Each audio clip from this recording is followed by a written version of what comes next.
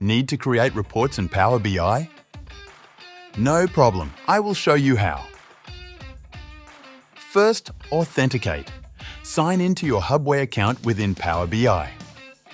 Select Get Data and then OData Feed. Go to Hubway and copy your API link, then paste it in Power BI.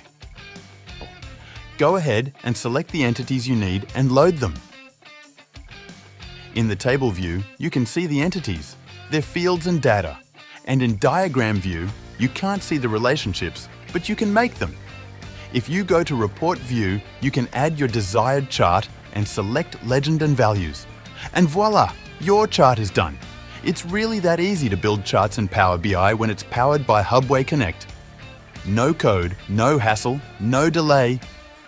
Build APIs in seconds. Hubway, the preferred OData connector for the OutSystems platform.